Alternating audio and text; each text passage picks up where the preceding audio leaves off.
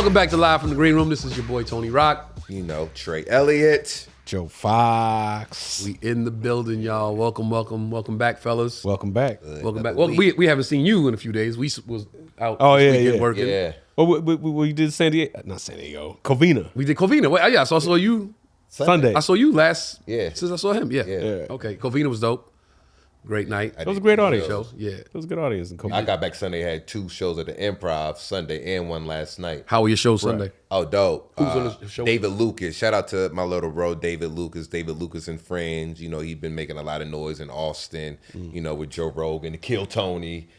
So, you know. Kill Tony's a podcast. I mean, Yeah. Oh, yeah. Yeah, I know. a bunch of chicks watching right now. Yes! Yes! Say that shit, Trey! I just put that together. But yeah. So he did his show and put me on both shows, man. Sold out crowds, you know. He don't got a black audience, you know, but shows were great. Yeah. This is at the Hollywood Improv? It was at the Improv. Yeah. So you're gonna do it monthly. Wait, was that a knock that it wasn't a black audience? He don't got a black audience. No, like, was that a detriment to your set? Or no, it was cool. But me and him got an inside joke about it because I'm, you know, big fat black dude, you know, and I know David is a nigga, but he got his audience fan base fooled. Hilarious. You know what I mean? Also, he's He hood, but he don't do hood. no, bro. he ain't hood. He strategically. okay. That's what my question. You know was. what I mean? Going a different route, you know. Purposely. What I mean? And I feel like purposely. And he sold out 2 shows. So yeah. So it it looks like it's working. No, it's working, man. That's why I said shout out to him. But I told his audience, I said, yeah, I know David. I went to his house for Thanksgiving. This nigga was eating chitlins, listening to R&B music, playing spades. Like, he got y'all food, you know what I mean? Hilarious. And they said, what are those 3 things? What are those 3 things? What's chitlins? What's R&B music? What's spades? But nah, they were good shows, though, bro. Good shows. Yo, shout out to the sponsor, Captain Kirk's Jamaican Rum Punch. There you go. How are you? We're trying to be more civilized and not drink out the bottle this week. So trying to look more cultured. You know what I'm saying? Even though I don't have a haircut, shout out to my barber Chris. I got to go see him Thursday. I'm really upset. I'm really upset. I'm doing this episode without a haircut. Yo, I know I need a haircut badly, but Tuesday's not my haircut day. So most of the time when we do the podcast, it's gonna be like, that nigga need a haircut. That's why I be wearing hats because remind you, I get my hair cut. I get the fresh ball day at the barbershop on either Wednesday nights or Thursday nights, depending on when our first show is on the road. Right. We get back either Sunday or Monday. I'm like, I can't. I'm not about to get the haircut. Right. You know what I mean? I gotta wait until Right. Wednesday or Thursday. So that's why a lot of times you'll see me with a hat. Sometimes I'd be like, fuck it. Sometimes I'll just do it myself, just so I don't gotta wear a hat if it's because it's hot as hell. You can do that. I can't do this myself. I tried to clean it up, man, unsuccessfully, man. See that, ladies? Men have a hair regimen just like you do. You guys go get the weave put in on a certain day because you know you're going to that party, or you get your hair washed that day because you know you got to let it set before you get this done to it. We are the same way. We get our hair cut the day. Comics especially. I think all comics get their hair cut the day before they leave to go on the road. Right. If they don't have a barber in that city. Right. I have a barber in Brooklyn. I have a barber in LA. I got a cat that travels in North Carolina. So if I'm in Atlanta, I could probably get him to come down to Atlanta and cut. I gotta pay though. I gotta pay for the trip there, trip back, haircut, all that. But he's dope as hell. I got a dope barber in Carolina. Who's in Durham. Dope. What's his name? One of my best friend, Terrell Taylor. His shop is called Swaggy Cuts. He'll be at the shows in Raleigh, but hands like dope barber. Like I never refer nobody to no bullshit barber. You can lose the friendship over And that. I got my man. Ozell in not Dallas. Well, he's in. He's like in Plano. He's in Plano. That's the thing. Oh, I love you. I love the shop and everything. Your shit far, bro. Oh, yeah. I be in Dallas, downtown Dallas. I gotta take an Uber, like a $75 Uber to get a good haircut. Yeah. But O's dope. Yeah, O's dope. I go to either O if it's been a minute. Right. I went to him because he went all the way to Plano, but I get mine cut at Laura Lee. Actually, this white lady, she cut me up. White lady cut your hair? Yeah, I said be careful now. Foxx getting his hair cut at Supercuts. Laura Lee. Go to Laura Lee. Yeah, Laura Lee, LL. Yeah. Joseph Foxx, get your behind in Get this in chair. here. She careful, man. If a white lady is cutting your hair, trust me, she know how to cut your hair. She be ran up out the barbershop. Man, she worked in the black barbershop. Well, now she used to, but now they have own stalls. They own booths like in a big salon building, like G. Like G. He has it. Got their own booth. Yeah. Have you ever been referred to somebody that destroyed your hair? Yes. Yes. Like long time ago. Yeah. Like matter of fact, I am just now getting over the scarring that this brother put on me. This is before cats was doing they had the several equipment. They regular clippers and they tightened them up, and they can do an edge up. And when the brother's doing this, 2 hands on, I was like, oh man, he about to cut me. He cut me, and I had L.A. Where was this at? This was in Texas. Okay. This was years before I even moved here. I mean, I was really self-conscious about that shit. Because when you move to Hollywood, your hairline can make or break a career. Yeah. You know this. Man, you have a terrible lining. Right. Nigga, you lose women, jobs, friends. You can't hang out with you know Nay? Short brown skin Nay? No. All right, so I'm at a Laugh Factory one night. I'm on stage performing. I had a hat on. If you see me with a hat on stage, you know I need a haircut. Yeah. That's like a unwritten rule in stand-up is you don't wear a hat on stage. Yeah. And if you do, you got to turn. If you're wearing a fitted, you got to turn it back because your face is what sells the jokes. Your face is what you tell the joke with. Right. So if you can't see your face, jokes aren't gonna hit like they can't supposed see. So I'm on stage one night and I told a joke about I need a haircut bad. And it's like, you ever go to that dude that the whole shop is like, nigga, don't go to that motherfucker. There's a reason why. So I'm like, if there's anybody knows a barber in here, I need a new barber. My guy had moved. Yeah. And shows over, Nate goes, I got a friend on Melrose that cuts. And I'm like, yo, is he nice? I'm like, and it can't be just because you're homie, you recommended him. Yeah. No, he really good. He always busy. He always booked. Yo, listen, you don't even understand how serious it is. Like, I'm a Brooklyn dude. Like like Brooklyn cats, I think Detroit, Atlanta dudes that take their cuts serious. Oh, yeah. Right. My guy on Melrose. Okay, bet. She's gives him my info. He gonna come see you. He says, yo, come see him at this time. He'll leave a window open for you. I go to the shop. Shop is packed. I'm like, okay, that's a good sign. Everybody getting the cut. Yeah. Right. Yo, I'm ready for you whenever you're ready, Rock. Jump in the chair. I tell every barber, whenever I go to a new barber, yo, it's the simplest haircut in the world. Right. Cut it just like it looks. Yeah. Just bring it down some and go here, round here, straight, leave the side, let them go down, and round the back. It's the simplest cut in the world. Yeah. No fading here. You don't have to fade. Apron, no fading, none of that, bro. Yeah. You can look at it and do it. Yeah. I said, bro, I would do it myself if I could just see the back. I wouldn't even need a haircut. So he starts cutting. And I just see Mama doing this on the side. And I'm like, blending. I don't know about this like here on the side. Never done seen much of this on the side. Weird sensation on your head. On the back, I'm like, yo, is he tapering my shit? Like, tapering. And New York niggas don't get this shit tapered. We do the round back, not do tapers. Yeah. We don't even understand why y'all do that. That's a whole other story. I do a whole episode of that alone. So he doing this on the back, and I'm like, yo, okay, maybe he's just bringing it down some. Yeah. He's going up to bring it down some. Then he gonna line the back. Wow. So my man faded the sides. It looked like your cut. My cut looked like your cut like that. Right. But low. Faded the sides, but then still put the line here. So the line was here, but the inside was gone. Bruh, I got up out that shit in that mirror. Man. There's nothing you could do. Cut's already done. That's what you said. I had to trust in the Lord that my hair was going to grow back. Like, all right, fuck it. You're going to take the L this week. So you just didn't look like you said. Did you tell him? The whole time I'm like, yo, fam, you good? You good? Yeah, I got you. I got you. I know what I'm doing. Like, hand on my, like. Yeah. When they grab your temples, when they grab your temples, they numbing your head. So you can't even feel what your head trying to put you to sleep. Yeah, so he's just cutting. Bruh, I remember it vividly. Got out the chair and was like, all right, not gonna make a scene. Yeah. It was a reference from a homegirl. Yeah. Paid him, tipped him and everything. Walked out the shop. Yeah. What do you do? Saw her like 3 days later. How was the cut? I had a hat on, by the way. Yeah. Had a hat on, like, yo, it's all good. It's all right. Don't worry about it. Isn't it an insult when you get your haircut and then you put your hat on after the haircut? That is an insult. That's an insult? That lets the barber know, yo, you didn't do your job. Fucked up. Yeah. It's like leaving a comedy club, like, yo, y'all want to go have some fun? Like, somebody walk at your show, like, yo, let's go do something fun. Like, that wasn't a good show. Nah. See, I don't got to worry about it. I've had a barber mess my beard up. When I was growing my beard, he had my beard messed up. But when I had hair, I was going to In the Cut in North Hollywood when I first moved out. I think everybody, everybody. Black. Every comedian at least. Comedian, actor. Was going to like, where you go? Oh, it's a shop called In the Cut. Okay. The Cut. Who was your guy? Mike Lowry. Who was your guy? G, and then Mike Lowry cut me once. Yeah. Mike Lowry was my dude. Shout out to Mike Lowry. Yeah. I told Mike Lowry, Mike did me dirty. First of all, Mike was the one that kept telling me, yo, just go bald. Just go bald or go lower. Yeah. Go lower. because I was losing my hair from Lower. the cornrows. Yeah. So I was like, man, I ain't ready to go bald. He was like, do it. So when I went home, I went back to Maryland to go see Bryce. Right. And I went to my barber in Maryland, and I was like, yo, I'll go bald. But what happened was after my barber in Maryland cut me bald, I went to end the cut. Mike was like, oh shit, you did it, you went bald, whatever. Then I went to him for him to cut me again. Right. And he cut me.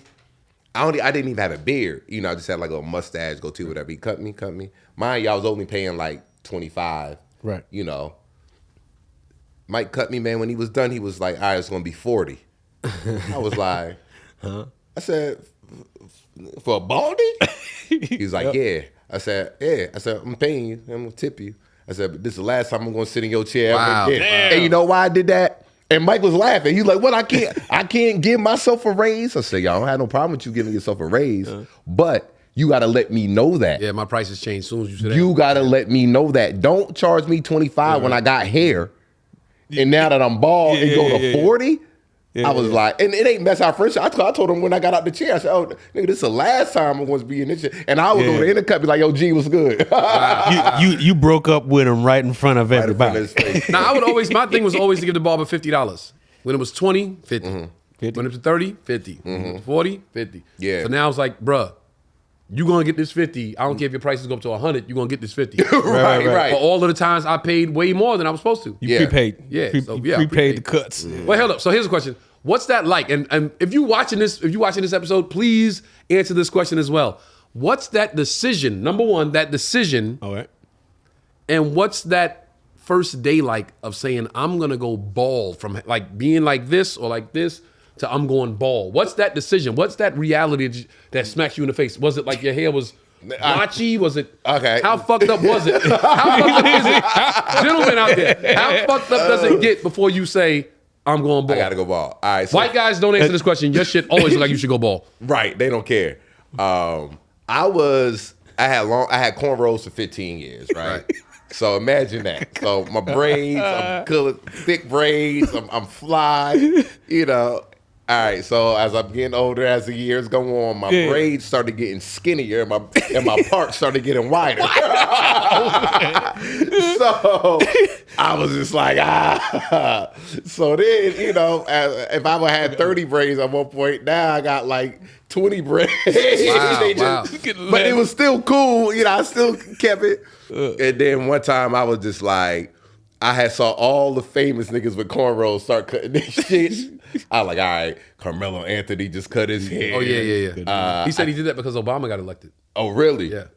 I saw Marion cut his hair. I saw like AI. Yeah. I was like, yeah, it's time to. I said, yo, let me let it go. Cause my hair was like I was like Samson. Like, when I first got my braids in middle school, all the honeys started coming at me. It was just a whole different swag when I got my braids. I was like, yo, this is my swag power comes. So I was just like, I don't know how I'm gonna look without hair. So then I cut the braids off. I had a nice little Caesar, you know what I mean? But I could tell it was getting a little thin up there at the top. I was like, but it was still cool. Right. And then, like, maybe after a year of that, I started looking real LeBron-y. LeBron started getting LeBron James. He just right up here. LeBron James. Did you still have like? I still had a line. I still had a line. Okay. Still had a line. It was receding. Line, it was like crispy receding. line, But the middle was. But that middle, like right here at the top, and then right here. It was just looking real sunroofy. Ooh. And I was sunroofy. Like, and mind you, I kept it. And then, my close people started, getting on Joning on me. Oh, yeah. Like, but it would be a Joan where I didn't know. They would just hit me. I'd be like, oh, wait, what you talking about? Right. Then I was like, What do you mean by that? So then I started doing the Beijing shit. And I started doing the spray. I talk about it on stage, the spray paint. Yeah. I started spray painting the bald spots. And brushing and putting wave grease on the spray paint, just trying to blend everything in.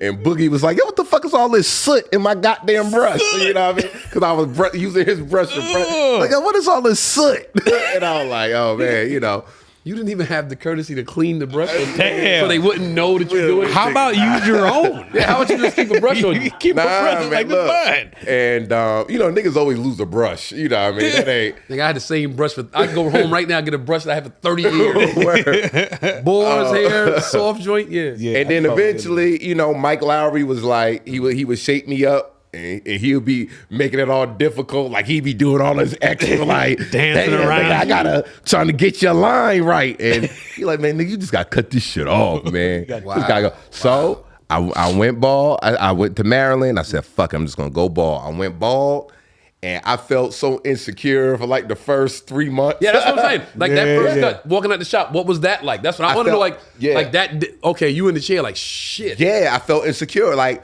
if anybody was just laughing, I thought they was laughing at me as some random motherfucker. Like, what the fuck y'all laughing at? Paranoid. Like, talking about Martin. I'm like, I was just paranoid. I didn't, because my face, I just didn't feel like nothing. I ain't had no facial hair for real. I just didn't feel like nothing was fitting. And then one of my homegirls was like, she saw me. I had met her at the mall that day. She was like, I don't like it. Oh, I thought you were just say the other Candace, side. my homegirl Candace in DC. I don't really like it. I was like, well, shit. You know what I mean? I had no choice. And then probably, so I would wear hats all the time. So it was a period of time you see me just wear hats. And then after a while, I started learning my bald swag. Bald swag. You know what I mean? Okay. I started learning it. What The face, learn, get the shape up this, and I started just studying bald-headed niggas. Morris Chestnut, Tyson Beck. I just started studying bald-headed niggas. Like, okay, I gotta chink my eyes a little bit. I gotta have a little. You know what I mean? Let me do that. I gotta start playing basketball now. Michael Jordan. So once I learned my bald-headed swag, I was good. Now, bro, it's the best. I love it. I love the look, bro. But I was insecure and uncomfortable for a couple of months, man. For like maybe 6 months, bro. But I remember when you moved out here, you had the rose. No, not when I moved here. When I moved Really? here, I just had I had a season when I moved here. Okay, because I had the cornrows. I cut my cornrows in like 2007. Okay, so 8. I think what it is, like your first headshot still had My first headshot had my cornrows. Oh, yeah? Yeah, my That's first what it headshot was. had my cornrows. I And I did remember- like the Bay Area competition, so I was meeting a lot of cats that live here, so they saw me with cornrows. Right. You know what I mean? From stuff like Yeah, that. that's what it was. I've been lucky, man. My shit's still here. I've been lucky. Good, man. So you have the I never got braids. Yo, at one point when I was in high school, I was wild in high school. I was like, yo, I should get a perm. When I was in high school, I was like, I should perm my shit and then braid it. Yeah. So my cornrows would be like flat and like late. I did had that. all type of delusions of grandeur when I was a teenager. But I never did it. But I did get, for like one summer, I've had a season, I've had this haircut. That's why I'm shocked when barbers can't get this right. Right. Because I've had Easiest this haircut my entire life. right. Yeah. Except for like a summer and maybe a 8-month period where I let it all grow out, right?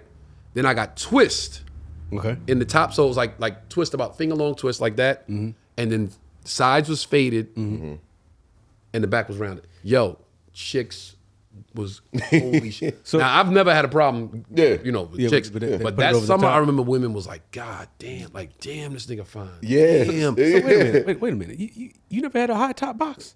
I did have a high top. Oh, yeah, Yeah, I I started had high kid, top. but I was finna say. I went from the high top to the twist. I'm gonna let it grow and then twist it. Okay. And then I would sit at home and play with the twist like this, right here. This one, like one or two, just like this, like watching TV. And that's why my hairline, this side, is lighter, because I would fuck it. Yeah, all the pulling. time. Wow. Pulling it, just playing in it, sit and just be like this, like watching TV or reading a book, whatever, just playing right here. And that shit. So I know my hairline crooked, but bitch, I still got a full head of hair. So we're gonna let it ride. We're gonna let it ride. I know my shit a little ace deuce, I know. But we're gonna let it ride because everything else fresh to death. Yeah. I always wondered that though. I always wondered why you rock your hair the way you rock, you know what I mean? Like why you never got it tapered. I never knew that. But now that I'm thinking about They it, say, I'll tell you the saying. Go ahead, go. I never realized that New York niggas don't get tapers. But No, I never knew that. No, But now that no. I'm thinking about it, thinking about all the New York cats that I know, I'm like, yo, I think you're right. We all get the same goddamn haircut. So you You've always had the same hair. Well, I had the flat top in like when it was like Big Daddy Kane era, Kid and Play era. I had a stupid flat top. Yeah. Oh yeah, I've seen it. It's on the back of your mama's book. Yeah. Get his mama's book. Show that picture. Show that picture up. Show that picture up. You got it on your phone? Look, and I was trying to look like Aaron Hall, so I threw the big frame glasses on. Man. Yeah, I saw that picture. The goatee. I was trying to look like Aaron Hall, but that shit was left.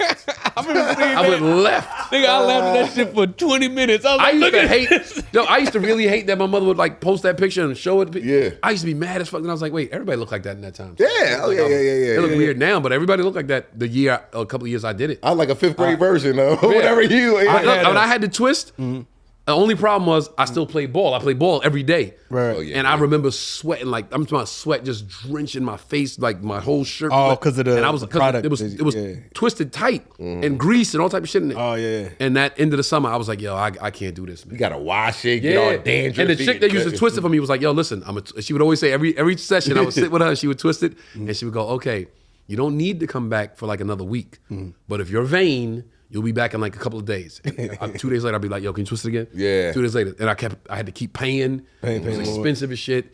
The sweat was crazy. One night I was in the house like, I tried. It's done. This ain't me. Yeah. And I went to the shop like, yo, cut it. Yeah. Cut it back down, got the Caesar, and since then, Caesar. Wow. Man, I used to have a Gumby. Remember the Gumby from Bobby Brown? Well, I had what I thought was a Gumby. You know, like, part was too wide. I mean... Wait, hold on. The intern is in the background laughing at the picture of me with the high top fade and the glasses on. I found the high top. I found a picture of Trey. Okay. The haircuts that we wanted to be like, oh, I want my hair like that. I had a little ducktail, whatever you call it. Hell no. Rat tail? I had a shag. Oh yeah, a shag. That's a rat tail, right? That's No, the shag is... No, it's like it comes out like this. No. My shag was just the hair here. It was just like a big bush of hair in the back. Like, it was all wrong. Like my graduation picture, I had the approximate Gumby, I guess. I was like, man, I should have done. Well, the saying is, if you see an old man, you see an old black man, white, any race, outside, and they have an old haircut, like they still got a throwback cut. Right. They say that's the year that he got the most pussy. Yeah. So he stays with that same haircut because that's the year that was the best for him. My brother Kenny, you know my brother Kenny. Yeah. My brother Kenny dresses like it's 1992. Kenny dresses like a fucking DOS Effects video with the big oversized jacket with the. Now thank God it's coming back in style because now the nigga look like he belong around. Yeah. But Kenny dresses like that because that was probably the best year of his life. That's what they say. That's the theory. I would, man. So niggas still got Jerry curls. Yes. Oh man, that's the best year of their life. I believe that. You know what I mean? But there's stages of you getting. You know what I mean? That's what your life is supposed to be. It's supposed to be gradually get better as it goes on. Yeah. Some people are stuck in a time warp. Yeah. I know a few people. I know quite a few people that when I look at their life, I'm like, Development. they're stuck in a time warp. They stuck there. I got Arrested Development. I'm a kid at heart. I'm a child. Yeah.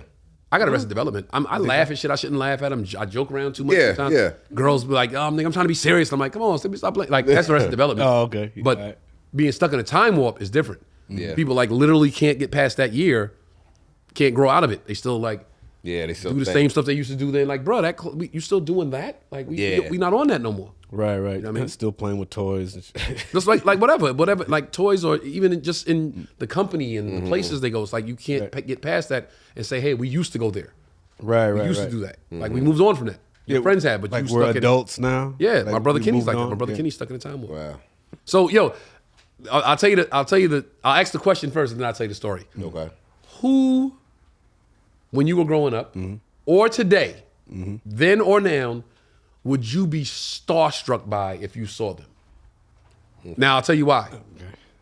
I was driving here tonight. This happened tonight. I'm parking the car. Right. And we're in Hollywood, off the Sunset Strip, and that TMZ van. There's a van that drives around Los Angeles. There's a TMZ van, and there's like a Hollywood sightseeing van. They're all over Los Angeles, right? Double-decker bus? No, not the double-decker bus. The van with no side. So the people are like kind of sitting outside. Okay. Yeah. The tour bus, right? All right. So they're all over Los Angeles. If you come to LA, if you've never been to LA, you'll see them when you get here. They all over. And there's people that are such tourists. They just want to see sights and buildings from movies, or the off chance they might see a celebrity will blow their mind. So just now I'm parking my car and the TMZ van is going by and the driver has a microphone that's talking to the people in the back while he drives. And I hear him say, ladies and gentlemen, if you look to your right, Tony Rock. Oh, wow. Yo, I'm on my own dick. Trust me, I'm on my own dick, but I ain't on my own dick that much. Yo, the van went fucking bananas. Wow. The van went grown ass white people. Wow. And Asians and a few black people lost their mind just now. Wow. About an hour ago. Yeah. Bro, they went so crazy. I stopped and was like, hey, what's up, y'all? I just gave them the, what up, y'all? Yeah. The fact that I was actually looking at them and addressing them, they went crazy. Wow. And I sat there and looked at the van the whole time, and I thought to myself, I have never acted like that over any human being on this planet. Then I thought, who could get me to act like that? Yeah. As I was walking here tonight, I thought, like, damn, who would I meet or come in contact with that I would fan the fuck out over? And I don't mean fan, like I've had fan out moments. Like I've been around, I met Eddie Murphy and I was like, I'm a fan out, but I wasn't gonna be like, oh nigga. I was I was like, oh shit, yo, like Eddie Murphy. And he knew who the fuck I was. So that made it even better. Yeah. And he turned to my brother. It was like an after party for one of Chrissy's movie. Chrissy did I think it was Down to Earth. Okay. And we all went to the after party and he's there talking to Eddie. And I'm going over to talk to my brother. And Eddie has his back turned to me. No, Eddie has his back turned to me. So I'm going to talk to my brother, and he looks at me like, yo, give me a second. And I'm like, all right. So when Eddie sees my brother doing that, he turns around to see who he's doing it to. And he sees me, and he goes, oh, what's up, man? Gives me a pound. He turns to my brother and goes, yo, man, I saw your brother at the Laugh Factory last week. That motherfucker funny. Oh, wow. So I couldn't fan out because it was like he was acknowledging me. He was giving me my props. So Right. But who's that person that, right? Like, first let's go with then. Then. Who was the person then that if you saw it was over? For me, I got to say Michael Jackson. I would have fanned out. You would have. Oh, okay. I would have fanned out back then, if I would have met or saw Michael Jackson. Man, I'm gonna say Eddie Murphy.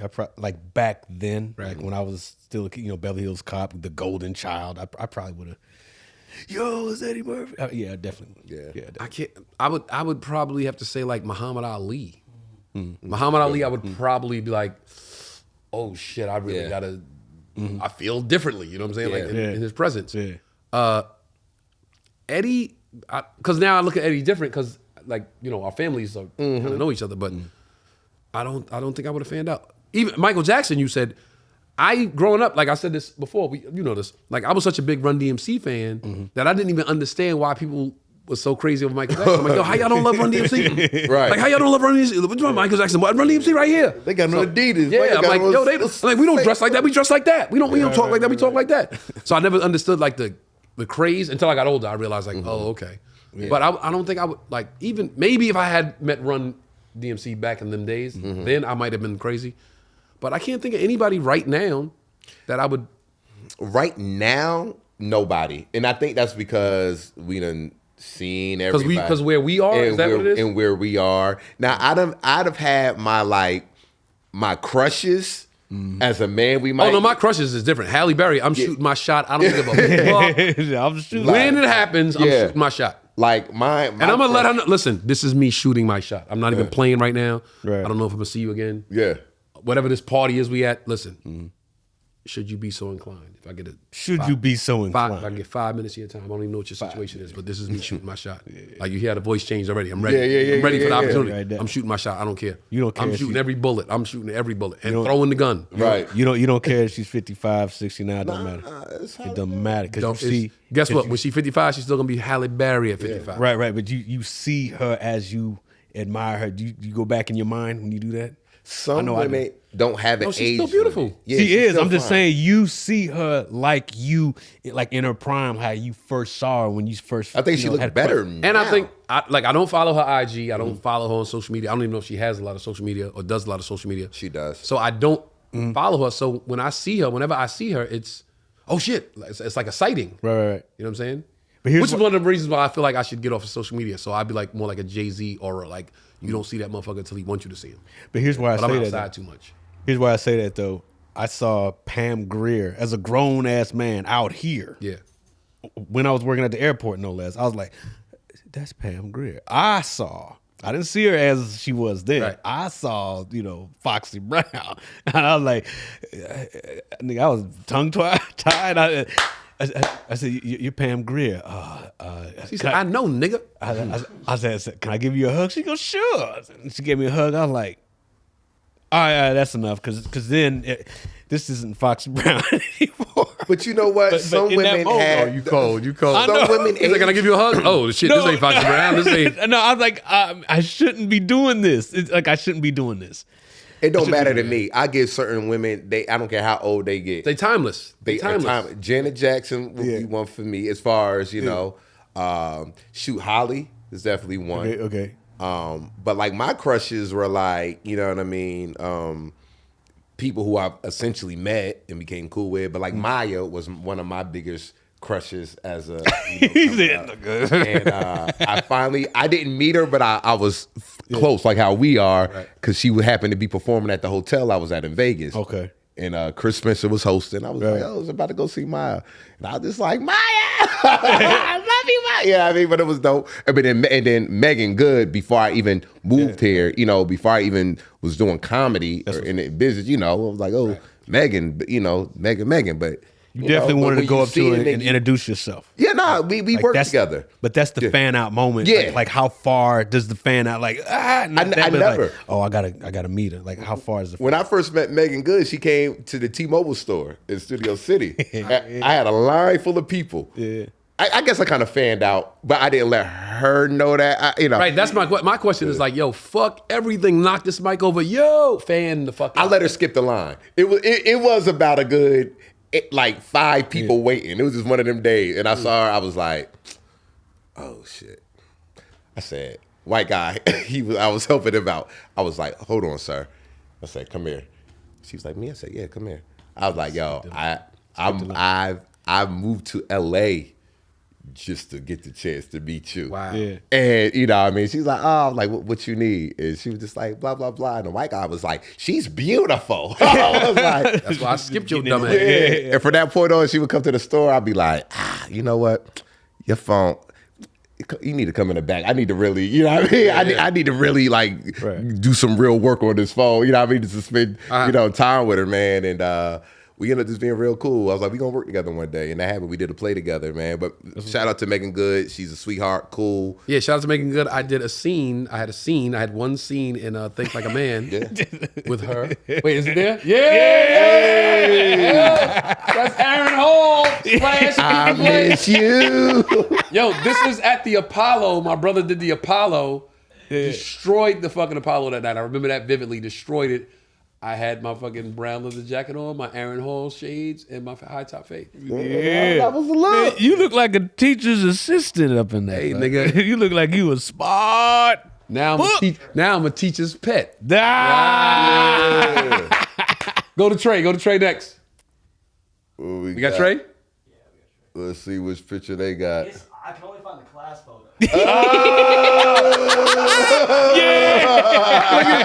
at Buckley. Look at Buckley. They look like old dog right there. Hey, That was 9th grade. hey. I was trying to look hard. Yeah, you look hard to that mother. We got Joe Fox. We got Fox. Oh, we got that. I've been searching. I cannot find Not it. even on Facebook? Because Fox, you know why? Because Fox's father worked for the government. He erased all his fucking. Hilarious. I'm gonna find you, Joe. Fox I'm father out worked for there. the government. It's on Facebook. I'll check it. I know there's some pictures of me when I was younger when I was on Facebook. I know it. So let me ask you this. So a fan out moment or you change, like they change your spirit inside because now I'm in their presence. Well, see, let me say something. I don't even like to meet celebrities. Okay. I don't like to meet celebrities because 9 times out of 10, the celebrities that I have met have ruined my image of them. Now, is that their fault? No. No, it's not. Right. It's not their fault. And I hope I never did it to somebody that met me. But you have them on such a mental pedestal that when you meet them and they don't meet that, expectation, you kind of disappointed. I met Jerry Seinfeld, big as, I'm like, fuck, Jerry Seinfeld, what the fuck? Yeah. And he was like, what's up? And I was like, oh, shit. Yeah. He wasn't excited he didn't He meet was your like excitement level. It was almost. It wasn't exciting. It wasn't lack of excitement because he didn't. I was nobody to be excited about. Right. It was almost like Yeah, ushering. Get off. away, kid. You're bothering Yeah, me. yeah. It was like. Yeah. Wow. It was disheartening. It was like. I don't like that. I met Jay-Z years and years ago. Yeah. And I don't ask celebrities for pictures. Yeah. I don't do that. That's not my thing. I understand, bro. I respect what you're doing. But my little brother wanted a picture. And I'm not gonna say no to my little brother. I'll put myself out there for any of my family members. Yeah. So my little brother's like, Tone, please. And I'm like, all right, come on, man. And I go, hey, Jay, sorry to bother you, bro. Like, can my little brother get a picture, bro? And he was like walking, he stopped and turned around. I was like, man, take the picture, man. Damn. And I was like, I had the camera in my hand. I was like, never mind. Go ahead, yo. Sorry to bother you. And my brother was like, no. Yeah. And I was like, nah, I handed it to like my brother's assistant, Chris's Yeah, assistant. messed up. And she was like, I'll take it. And I was like, I couldn't do it. I just like, I had a moment. and see that shit? I never forget I it. felt that shit. Just not even saying that shit. I never Yeah. forgot that shit. So I never wanted to meet. After that, Jerry, Jay, a couple other people, I just be like, I could be your biggest fan. You right there. I'm like this, not doing it. Yeah. I was just like to Yeah, you're think not that gonna you get this person in my head, Right. rather You're than you be mistreated. somebody else in real life. Like fuck it.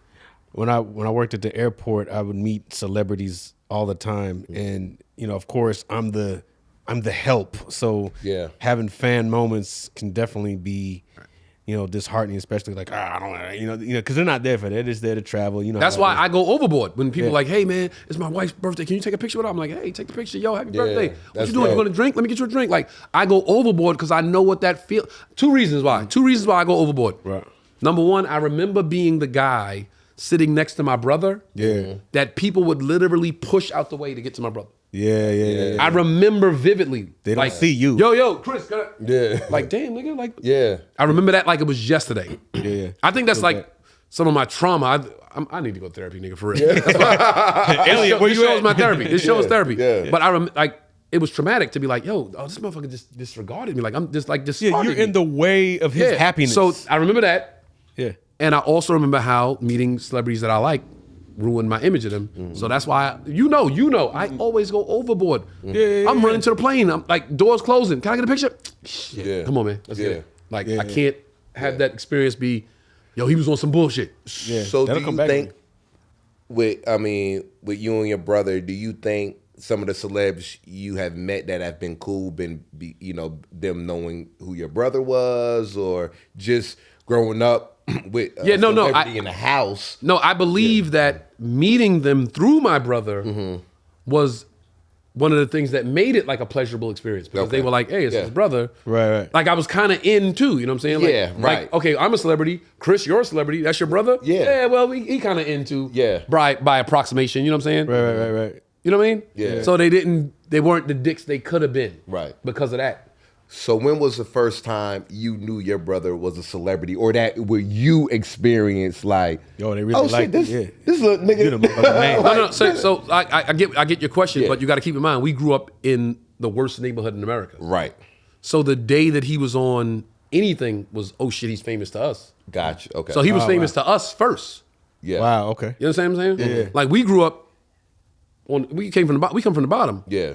So when he did like public access TV, some TV show that only comes on in Brooklyn. Yeah, that with Channel 3. The channel goes up at 2:00 and goes. Yeah. Yeah. But he was on that shit at 1:45 doing an interview.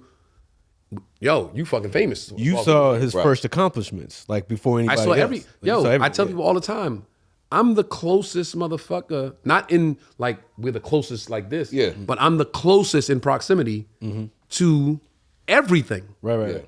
He was in the next room. I was there at the shows. Right. I was there when Eddie came in the comic strip and said, yo, I got this movie. I'm going to put you in this movie. I was there when, Yeah. the shows, the weekend shows. I was there when he wasn't a paid regular. When he was a paid regular, I was there the first time at the Apollo. I was there for everything. Right. So the moment that you guys Wait, we got Joe Foxx? We found Joe Foxx. Hilarious.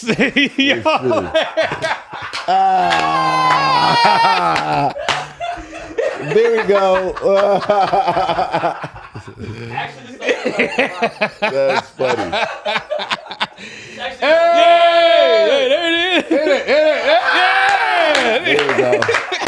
The floating head. Yeah, the headshot. floating headshot.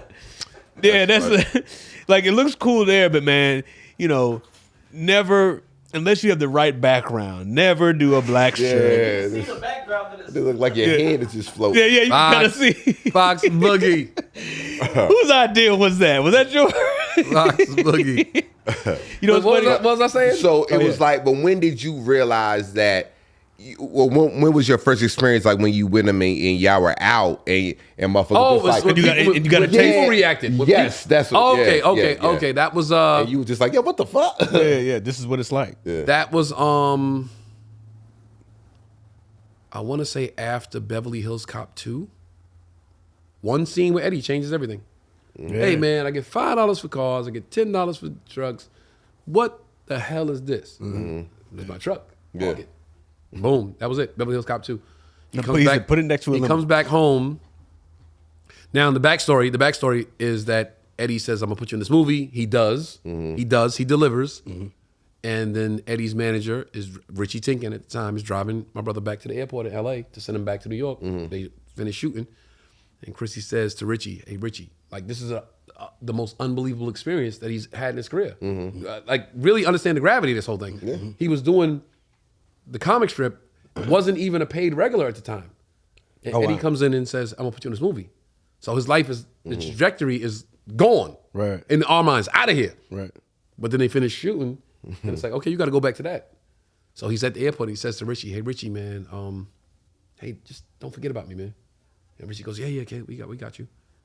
And Eddie didn't put him in anything else after that. And everybody thinks that the story is the Boomerang. The story is the story they tell is that Eddie discovered him. In a sense, he did. He saw him that night and he put him in the movie. But after that, that was it. That was it. Boomerang, he auditioned for. And got the part. Okay. So that's what the difference is. Yeah, it wasn't like, yo, make this phone call, my man, he's in. You know what I'm saying? Right. So for all intents and purposes, Eddie did a thing. Yes. But the world thought Eddie discovered him. And his management agency, they ran with the narrative because Eddie was the biggest thing in the world. Yeah. So let's run with that narrative. But it wasn't actually so. And then they come back from LA and my father, I'm in the street playing football. I'm in the street playing tackle football. And my father goes, hey, I'm going to pick your brother up from the airport. He's with Eddie Murphy. You want to come meet Eddie Murphy? And I'm like, nah, I'm good. And he's like, you don't want to meet Eddie Murphy? I'm like, Dad, we down a touchdown. Like, It's 35. I'm like, we down one. Like that's how sports was like the biggest thing in the world. So I'm like, nah, we losing. I can't go to the airport and meet no Eddie Murphy. And I think my brother, Brian might have went or Andre might have went and met him. And I was like, all right, met Eddie Murphy. Okay, what's the big deal? Man, that to meet the person that you watched on TV, like at that age, and you get a chance. Like I know I saw him like at the Comedy Store, like when I first, I was at the on Tuesday nights, and I was like, there he is. But by then, I'm a comedian, so I didn't have the same reaction. Right. Not the. I want to do buckwheat and do the all, all his albums because we had him back then, man. But I didn't do that. I said, man, I'm a grown damn man now, and he's a comedian. He's, I'm a comedian as well. We're all here, and then I got Chris Spencer introduced me to, he's like, hey, how you doing? I was like, man, this is the moment right here. And like he didn't feel weirded out by who is this guy or anything like that. It was just, hey, it's a comedian, very funny, blah, blah, blah. It's just, but when you see them for the very first time, though, you have to kind of check yourself. Do you ever do that? It's like, nah, I ain't finna do that. You feel it, and you're like, nah, I ain't gonna do that. I was like, I went to Eddie's crib. I got an Eddie story. I met him twice, but I went to his house and I had a funny story. But I want to finish hearing where you were going with when you noticed how he got that public reaction when he was with you. Oh yeah, so he did Cop 2. Cop 2 came out, and keep in mind we still living in Bed-Stuy. Yeah. And the worst thing you could do around a bunch of niggas that's hungry is look like food. Right? Yeah. Let's keep we talking about Bed-Stuy before the white people came in and gentrified it. Height of the crack era. Yeah. So he comes home, and now it's like, yo, he lived right there, yo. Yo, son lived right there. Dude from the movie, he lived right there, yo. So now we outside like, oh shit, it's like actually like a bad thing for us. So now my pops was like, yo, y'all be careful, because everybody think we they think we eating now. They think we sitting pretty. So it, caused little fights here and there. Caused little, we had to scuff our knuckles a couple of times because niggas was like, yo, they got money up in there. So that was weird. But then, like, I remember being downtown Brooklyn. To answer your question, we downtown Brooklyn. That was a shopping area in Brooklyn, and we were sitting outside eating pizza probably, and some girls just lost it. They saw Chrissy and lost it, and I was like, oh shit, this nigga's famous. Yeah. He was like, Chrissy's always been that dude that was always like kind of full of himself. Man, let's get out of here, man. We can't. I'm like, come on, man. What are you doing? Man? What are you doing right now? Are you serious right now? You doing oh man, they're not gonna let me eat, Tone. Let's go. I'm like, we said eating $1 slice. It's $1. What are you talking about? There you go. Yeah, Chrissy's always been that guy. You wanted to stay all day. I'm like, let's stay in love. Like, let's get love. You know what I'm saying? Love all day. So real quick, how old were you when that happened? Like, I was in high school. Obviously a teenager, but I was in high school. I think I was in 9th grade. okay, nice. I remember my brother coming home, waking me up in the middle of the night. Yo, I met Eddie Murphy tonight. And I'm like, get out of my room, yo. I gotta go home. What you doing? And he's like, turns the lights on, like, no, I'm telling you. I'm like, yo, get out of my room, man. Yeah. And my brother Andre's like, what happened? He was like, I met Eddie Murphy tonight. He gonna put me in a movie. And he was like, for real? And they start talking. I'm like, yo, get out my room. Like, get out. I don't care. I don't care. Get up. So the next morning, I'm like, yo, what happened? Yeah. I was doing a show last night. Actually, the story was he wasn't even on the lineup. He wasn't on the lineup. So the comic strip in New York City, they still have this rule today. They have this thing that today where they have a sign-up sheet. Right. They'll have a show like on a Tuesday, Wednesday, Thursday night. One show that goes all night, right? When the last comic that's scheduled to perform finishes performing, if there's people still in the room, you can sign up to go up. So whoever signs first goes first after the last comic, after the last paid comic. Right. So the sign-up sheet sometimes is like 20 people long. So he was on the sign-up sheet, but the show hadn't ended yet. Yeah. And Eddie comes in, entourage, leather jackets, ring over the fucking jacket, over the glove, Ring over the like glove. the height of Eddie. Yeah. management, accountants, all those people, yes men, all that. And my brother's not on the show. And he goes to the manager of the club and says, please put me up. And he's like, you're not on the lineup, I can't. And he's like, well, can you at least introduce me to Eddie? And the manager comes over, because Eddie started there, so Eddie knew everybody that worked there. Hey, Eddie, this is a young up-and-coming comedian, Chris Rock, he's working the club. And Eddie goes, what time you go on? Oh, I'm not on the show tonight. Eddie says, put him up next, I want to see him. Damn. So he automatically cut everybody that was on the show. Chrissy went up. And I'm not taking liberties with what I'm about to say next. He says this in every interview he has ever done. He went up that night, and it was the best set he ever had in his life. Yeah. And he said he came off stage, and Eddie was like, pulled him to the side. So what you doing? What are you doing? You just work here? What are you working on? Trying to get, you answer that question like, I'm just trying to get it. Like, I'm working on something, man. I might have something for you. I'm doing this movie. We're doing Cop 2. And Chrissy's like, oh shit. Yeah. I might have a role for you.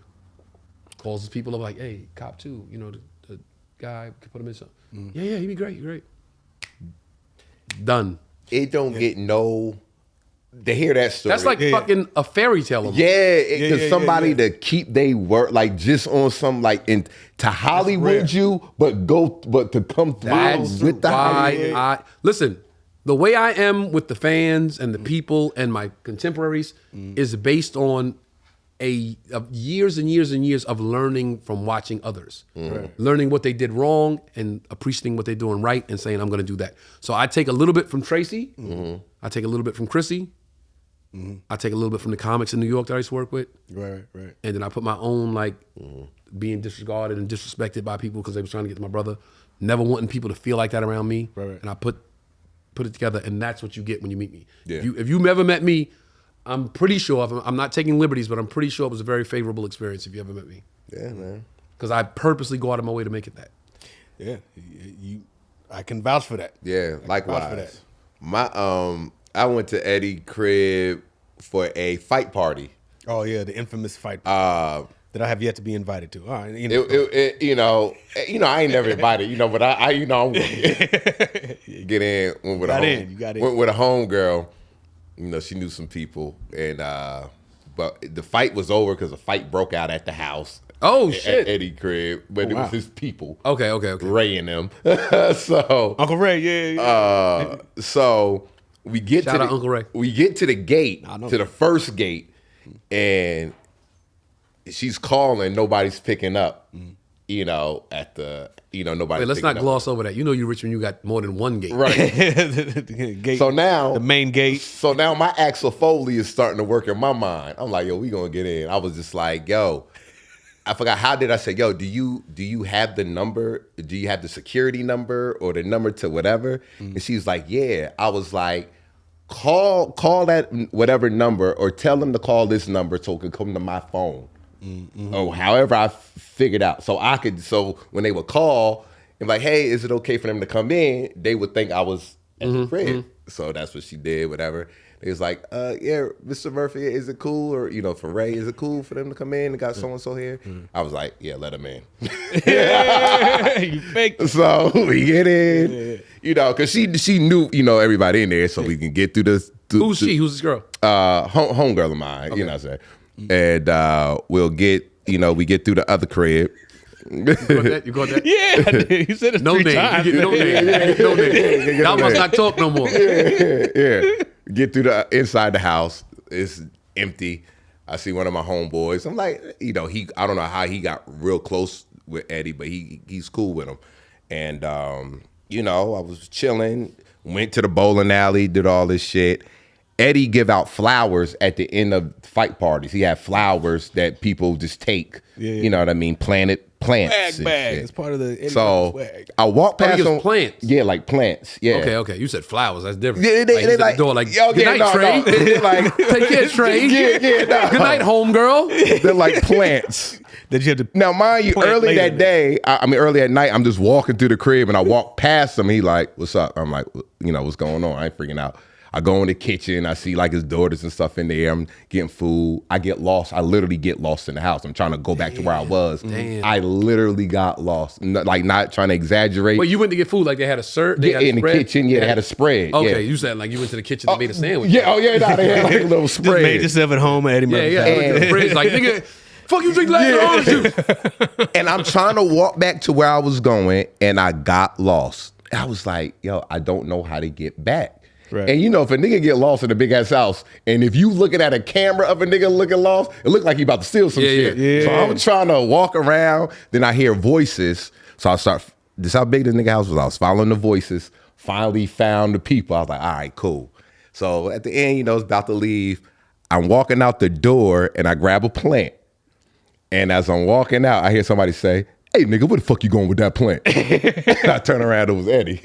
And I was like, he's like, I'm fucking with you, man. I'm fucking with you. And I was just like, I just laughed. I'm like, yo, man, And I left. That was my Eddie Murphy. Nice. And then he saw me host at Zen and, things like that. But that was my, like, Eddie Murphy, you know what I'm saying? That's cool to see him come out just to be, like, it's been a while since he's done it that I've seen, be out in the club and be like, Wait, the comedy club. Yeah, the comedy club. Like, go here to to go Starbucks see all the time with a coffee bean. Oh yeah. Out. Yeah, I hear about it. Like, he's like a normal guy that way.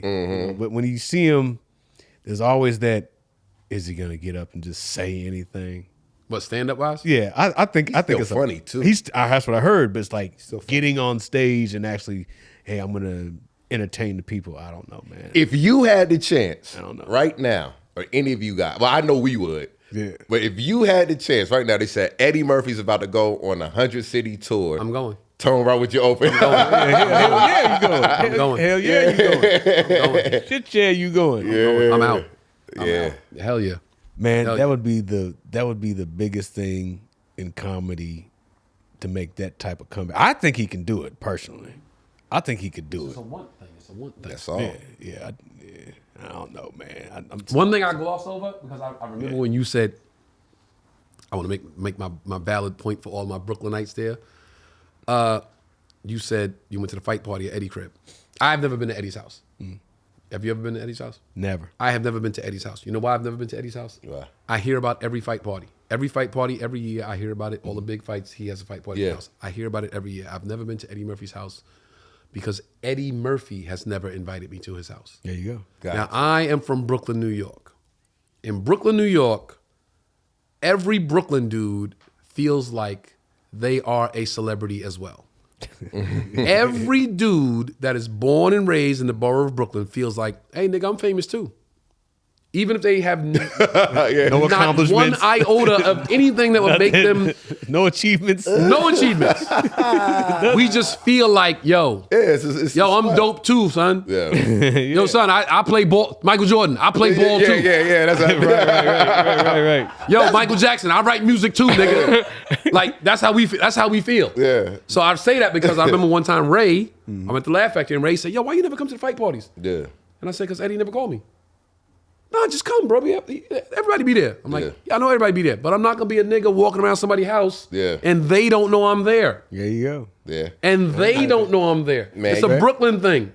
It's a Brooklyn You gotta thing. go and let them know you there. I don't want to be in a nigga house and be like, oh, shit, what the fuck, dude? Joe's only might come. How did you get I it? want, Who told you about it? yo, Tone, yo, come through, yo. But see, that's the LA culture.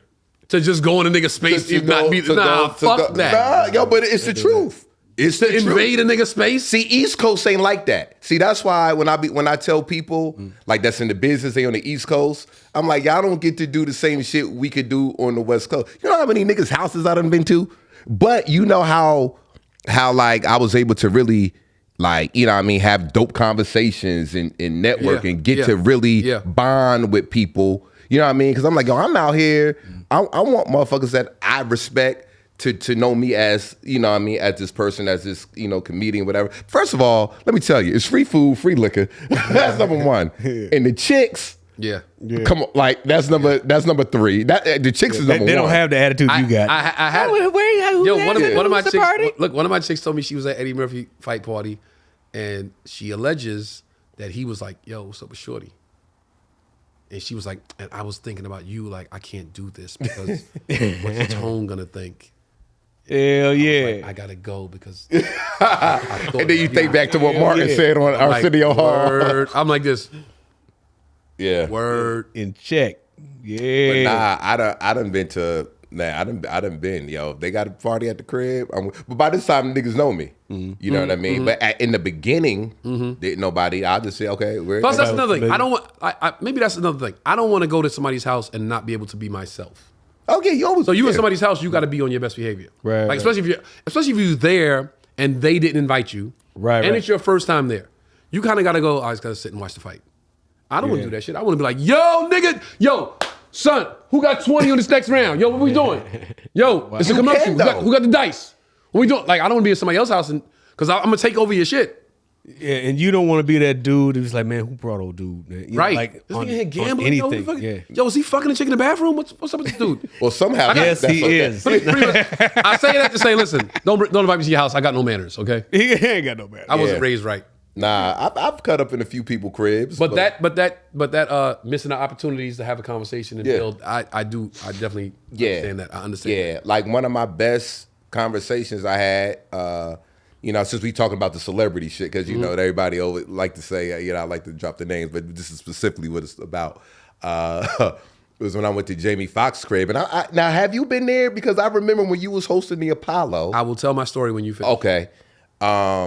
Yo, like I'm at this man's estate for the first time, and you know, and I'm like, yo, and me and him just having a conversation about comedy, and like, yo, when I first moved out here, I moved to the Valley, and ain't nobody know what the fuck the Valley was. All I knew was Sherman Way, and he was just like, you know, I'm just going to the Comedy Store trying to get up, and it's all LA niggas. They're like, nigga, don't nobody live in the Valley.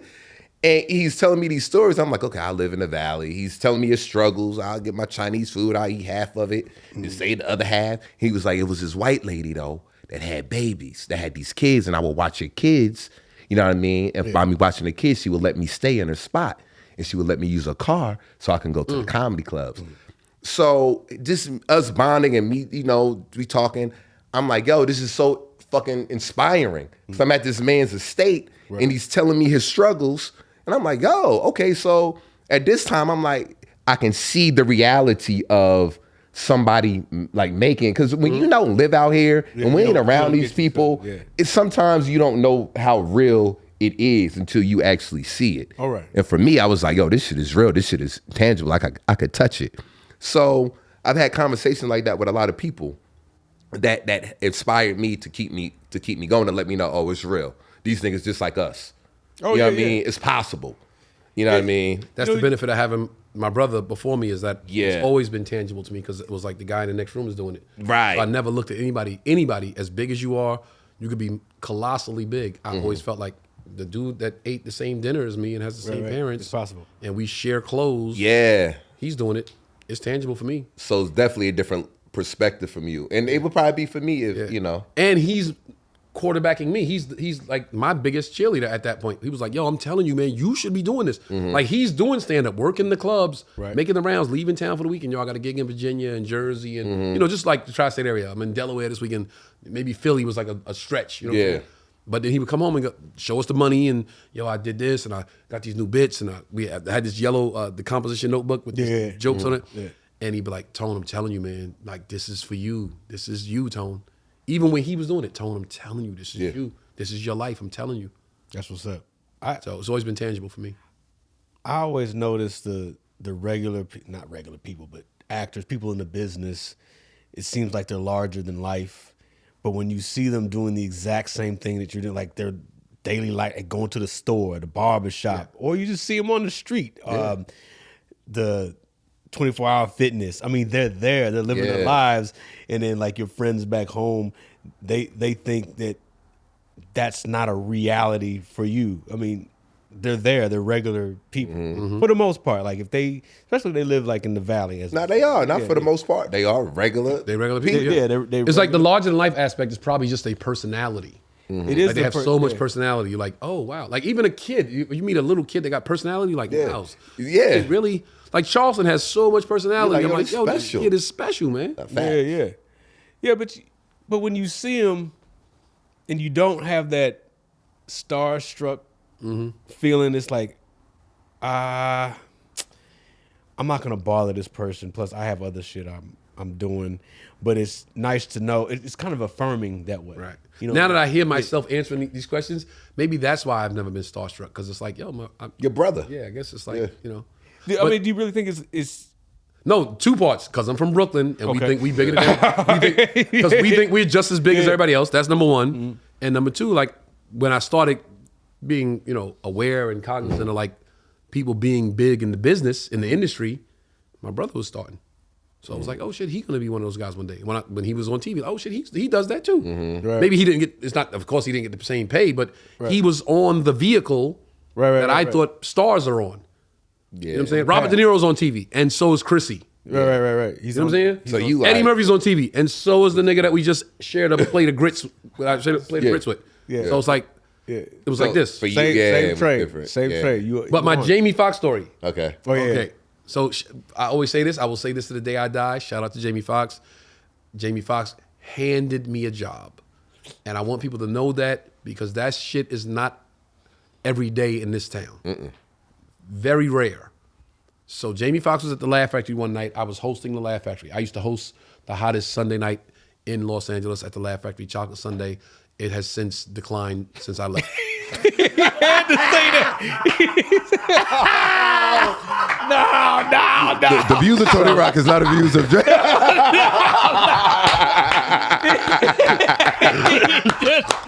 No. I got a date there on the 18th. Oh damn. Oh shit. Cold. Shout out Chocolate Sunday, yo. Trey got a date there coming up, and Wavy got a date there coming up as well. Wait. Yeah, Wavy got a date. Wavy got a date. So I used to host Chocolate Sunday.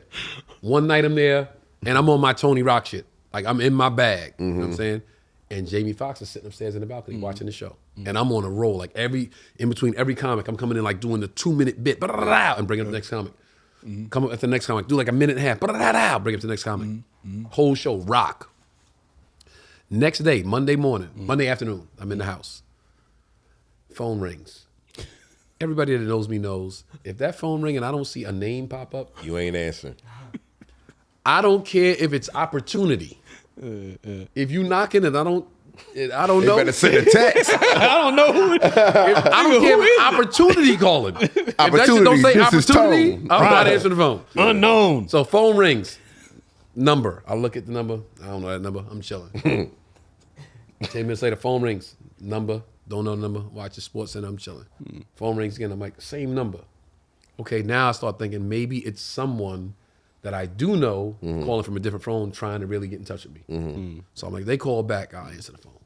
Even that time I didn't answer. They called back 10, 20 minutes later, the phone rang. Damn. All right, let's see. Yo, I don't even give a Yeah. You don't need Hey, Rock, what's up? It's Foxx.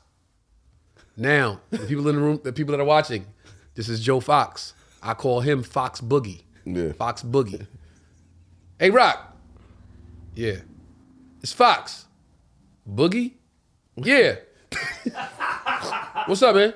Hey, man, come to the house, brother. I want to talk to you about something I'm about to work on. Who this? Fox. This ain't fucking Fox. I hang up the phone. Now, he said come to the house. At that time, I had never been to his house. Okay. So I'm like, that's weird for the nigga to just call me randomly and invite me to his house. I'm like, that ain't Joe Foxx. Fuck this. Somebody fucking around the phone. Phone ring again. I'll let this shit go. Ring again. I'm This like, nigga bugging. yo, Rock, it's Fox. Fox Boogie. Yeah. What's up, man? Hey, man, I'm working on something. I want to tell you about it. I want to talk to you about it. Come to the house. Come to your house? Yeah. Like, I can't have a house, nigga. Fox ain't never invite me to his house. It sound weird. It's out of nowhere. Nigga, phone ring again. First time. Yo, Rock, it's Jamie Foxx. I'm like, oh shit, yo. I thought you was Joe Foxx. He like, who the fuck He's like, is Joe nah, Foxx? yo, like, it's just Jamie. I'm like, what's up, man? Man, come to the house. I'm working on something, and I want to talk to you about it. So I'm like, all right, today?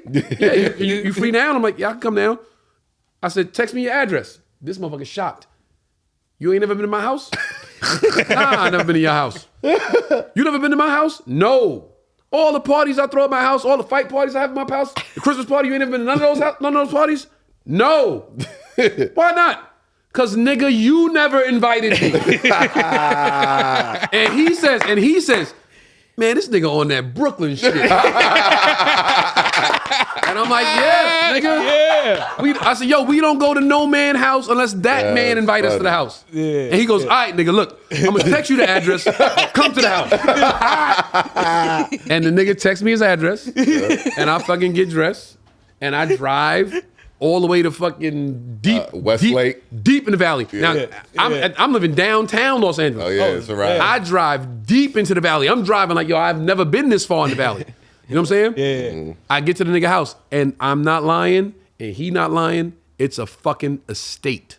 Yeah. It's an estate. Like It ain't a house. It's an estate. Estate. So I drive up, gate, Tony Rock, drive up the hill, house, boom. People out like on some Tony Montana shit, like the gardener's like, hey, how are you, baby? Like, oh shit. Yeah. Pull up, still being cool, because I'm from Brooklyn, so we big too. You know what I'm saying? He come out, yo, what's up? His mom's there. I met his mother. His sister was there. Yeah. Rest in peace. Rest in peace, yeah. His sister was there. And somebody was cooking in the kitchen. And he was like, you hungry? And I was like, I could eat. And he was like, yo, what you got? And the dude was like, I got this pasta salad. I got this and like different type of options. And I was like, yeah, I'll take some of the chicken pasta. They made me a plate. Handed me a plate. I'm walking and talking. We walking through the nigga house. I remember this vividly. He had a room, a big ass room, with white shag carpet and like beanbag chairs in that motherfucker. It was like you can't drink in there, you can't eat in there. So I was like, this nigga got a room to just sit in. There was no TV in there, nothing. It was like a zone out. Yeah. And I remember it because I always said to myself, like, yo, one day I'm gonna have a room like this. I'm gonna have a room where you just like, when y'all come over, like, yo, we just sit in here. Like, ain't no drinks, ain't no food. Like, yo, what's good? What you do today, nigga? Yeah. So, you know, pull the jokes, the pad out, and let's write. You know what I'm saying? I remember that. We went in the backyard, nigga got a full court basketball court. Full court. I was like this, get the fuck out of here. Yep. This nigga could run a full in his backyard. Yep. Take me on the tour. We go in the room, his office big. Speedy's there. And he's like, yo, takes like some paperwork out, throws it on the table, like, that's what I'm working on. And I pick it up and it says Apollo Live. And I'm like, what's this? And he's like, I'm bringing Apollo back. I'm like, 125th Street? Because remember they did a season where they didn't shoot it on 125th Street. Right. If you're a New Yorker, you know this. Yeah, People don't know this. Right. They did a season where they called it like Apollo live from the Apollo, but it wasn't shot at the Apollo. Right. Right. I mean, Very few people know that.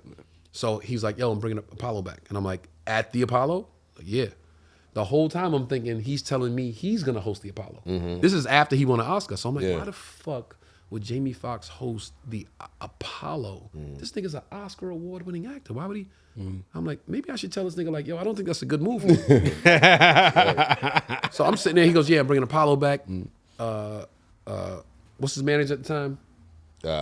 King, Marcus King gonna be executive producer. We're bringing it back. It's on BET. I'm like, oh, that's dope. I said, so you gonna host this? He goes, no. And I'm like, oh, okay. All right. He's like, you are. And I'm like, I'm gonna host it. Yeah, you gonna host it. And I'm like, oh shit. Now, first thing that pops in my head, the very first thing is I get to go home. Yeah. I get to go home. I'm not y'all know right now. The day I get a TV show that they say we shoot in New York, y'all niggas might never see me again. You're gonna see me when I fly your ass out to New York. But I was like, oh shit, I get to go home. And I go, so do I have to submit a tape or like is there a showcase or something? And he was like, the showcase was last night. He's like, I saw you last night at the factory. I said, that's the host right there. boom. So Jamie Foxx, forever good in my book. Right. Motherfucker handed me a job. Apollo ran for 2 seasons. Got to go home, shoot that shit. That's what's up. One of the highlights of my career. One of the highlights of my career. And if we don't have any other questions on this, I want to transition from this into something else. Yeah.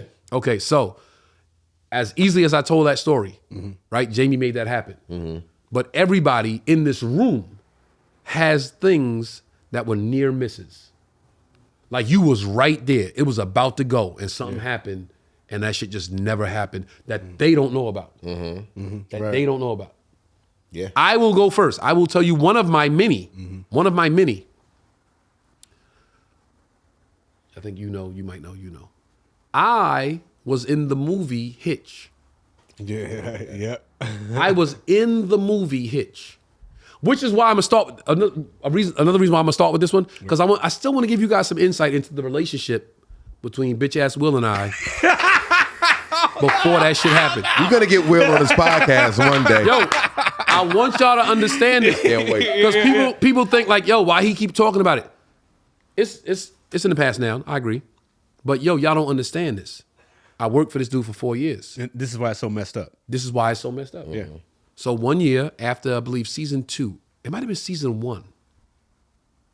I'll say season 1 or season 2. After the season's wrapping up like in the next couple of weeks of all of us. And Will asked me, what are you doing this summer? And I say, I'm going on tour. All right, you got dates already? Yeah, I got dates, but I can move everything around. Like everything is, tentative. So he goes, I might have something for you. And I go, all right, bet. What's up? He's like, I'm shooting a movie in New York. Nigga, I get to go. And I got a part for you. And I'm like, all right, I got to audition. Like, I never assumed people handed me anything. Not in this business. That'd be the wrong thing to do. So I got to audition. I got to self-tape, send something in. No, I got a part for you. I'm going to work around your schedule so I don't fuck up your tour. Boom, let's do it. I'll send you the script. If you don't believe me, the original name of Hitch was called The Last First Kiss. No, The First Last Kiss. No, The Last First Kiss. The Last First Kiss. Because he was saying and in the movie he says that. Yeah, he says in the movie, think about it, when you kiss her for the first time, it's her last first kiss. Because if y'all stay together, she'll never kiss anybody else for the first time. Right. So the original name of the Hitch was The Last First Kiss.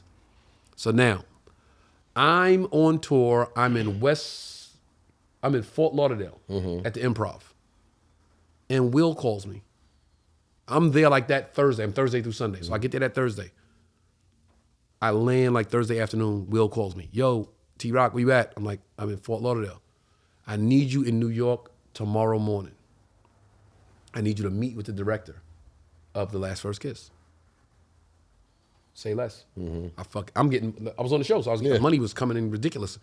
I called the airline, y'all, first flight out, New York, and afternoon, first flight back. So you could be there for the show. I make my show, yeah.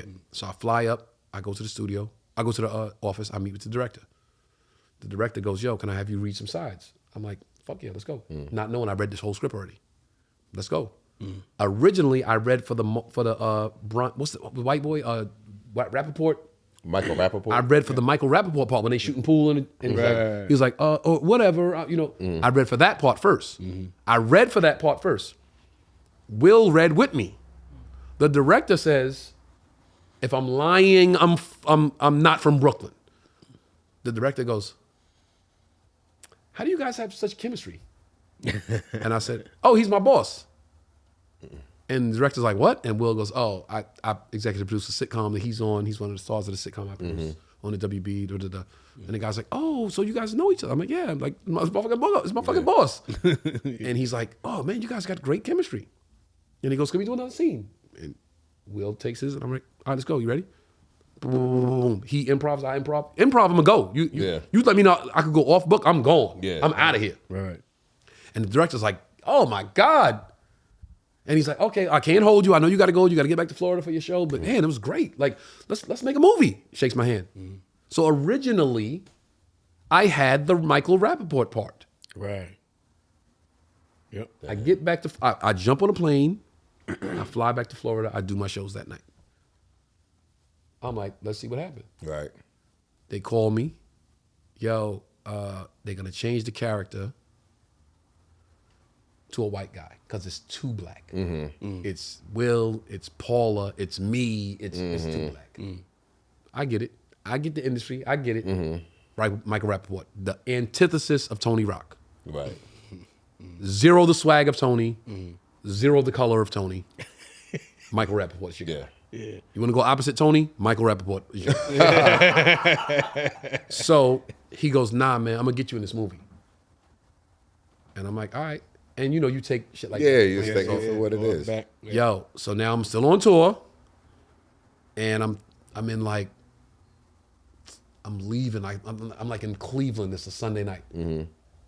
T-Rock, where you at? Yo, I'm in Cleveland. Last show tonight. Yo, can you get to New York tomorrow? Yes. You in the movie? Bet. I get to New York. I go to the hotel. I check in. They're like, yo, need you on set. I go to the set. I got a fucking trailer. In my trailer, sides, snacks, all the bullshit, TV on. And I'm like, yo, this is fucking crazy. We shooting on 14th and Union Square. If you know New York City. It's crazy. Yeah. 14th and Union Square. My name is on the door. People are walking past like, yo, I know that's not Tony Rock from Decatur Street and that motherfucker. Right. And I'm opening the door, this niggas I grew up with like, oh shit, what up niggas? Like, yo, your name on the door. Somebody like, yo, what the fuck? Yo, I'm doing a movie with Will, yo. We shooting at the bowling alley right there on 14. Yo, we shooting right here. Right. Close the door. Yo, all right, nigga, I'm gonna hit you later, yo. Good to see you, son. Boom. Knock on the door. Heavy D. Heavy D comes in. Rock, what up? Yo, what's good? More of a friend of my brother's, but everybody's friends with my brother is like, oh, I know your little brother, the wild nigga from Decatur Street. You know what I'm saying? So Hev comes in. Yo, what's good, Rock? How you been, man? How's everything? Yeah, touring. Will told me to come in today. He's like, yeah, I'm in this too. I'm in this scene. And Will comes in. So I wish I would have got a picture. I wish I had pictures of some of the shit that I experienced in my career. Yeah. So it's me, Will Smith, and Heavy D in a trailer. Talking about the scene that we're about to do. Right. So now my character is a guy that is trying to emulate Hitch. Like, I know Hitch is the man, so everything Hitch does, I do. But it goes horribly wrong for me. So they telling me to say, all right, in this scene, Will's gonna go over to the girl, put the money in her hand, like, hey, sweetheart, can we get some Coronas over here, and walk away? And she's gonna follow him like, hey, asshole, I don't work here. Remember that scene? And that's how he gets away from the girls. And then we cut to you, and you like this. Oh, shit. I saw that Hitch. I'm gonna try that shit. And I run over to some girl like, hey, baby girl, got some Coronas over here? Here, here's some Coronas. Here's some money. I'll fuck it all up. Here, the bitch, bring the money. Bring the Coronas over here, you stupid bitch. Like, I'm walk away, and the chick punches me in the face like, hey, nigga, I don't work here. Punches me in the face, drop me. And when I open my eyes, Hitch is over me like, I told you, don't work like that. So it's like scenes like that, like two scenes like that where I try to do what Hitch does, and it backfires horribly wrong. I shoot the scenes. Funny as fuck. So much so, we in the trailer, and Will goes, yo, is this funny? And I say the line, I'm like, nah, I wouldn't say that. Like, give me something, Rock. I'm like, he should say this. Boom, boom, boom. And Hev's like, yeah, that's dope. So we rewriting the scenes in the trailer. Go out and they shoot them with Michael Rappaport, and the shit funny. Shoot the movie. Rap. Get paid $30,000. Damn. I show up at the movie premiere in Los Angeles with the cast of all of us. I walk the red carpet.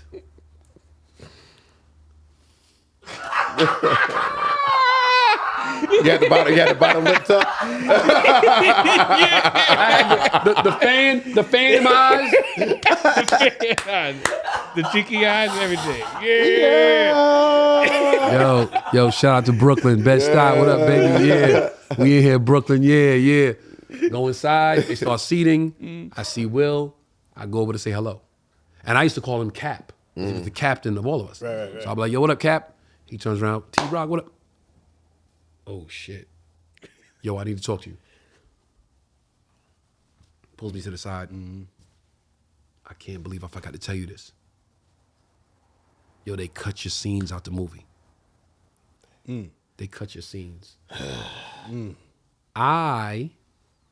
I take it like a champ. I'm like, man, because I got paid. I'm like, man, it's all good. I'm like, it's all good, bro. It's still gonna be dope. It's gonna be dope. And he was like, I'm gonna get you on something else. Yo, I promise you, I'm gonna get you on something. Not promise, but I'm gonna get you something else.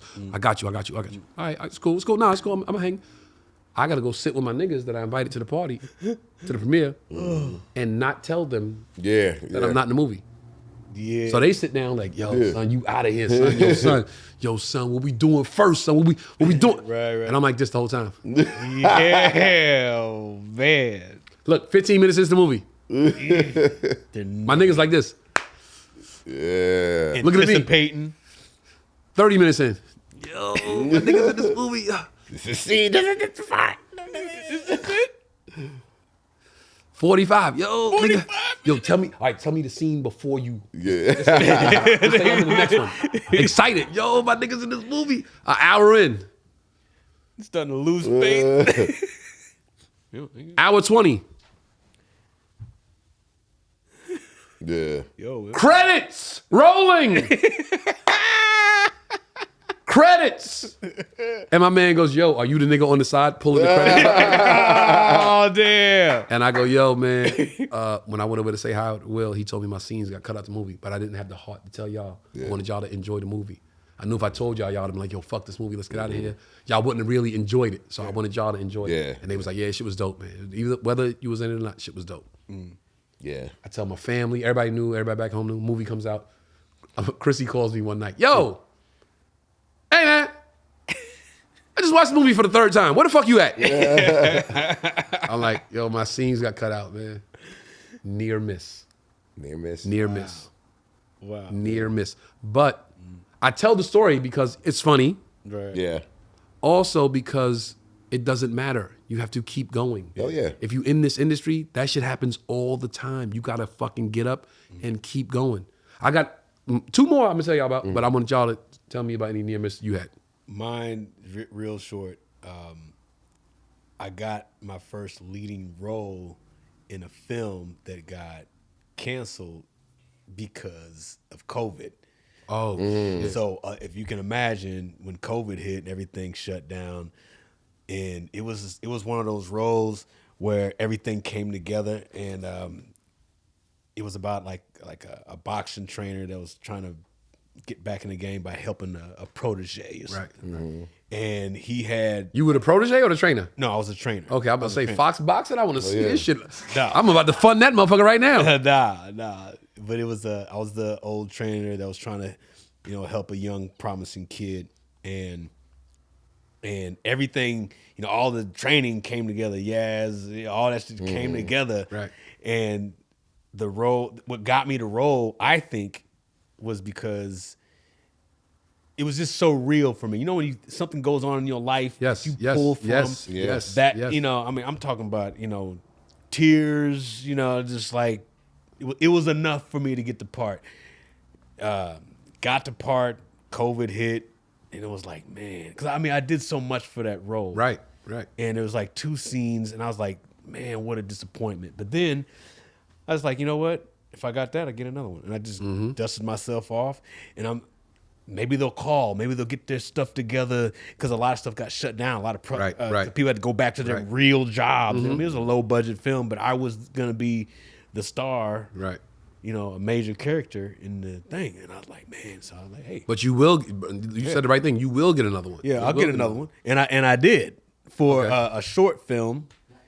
You know, it was 8 minutes long, but you know, that's besides the point. Like, I was a man. I mean, you know, but it was cool to just get that opportunity. I got the call, so I know it's possible. You get it once, you get it again. Yeah, get it again. You know? You got a near miss? Yeah, But hold up, before you get to it, I have to pee. Rum punch is running through me. Okay. We'll be right back.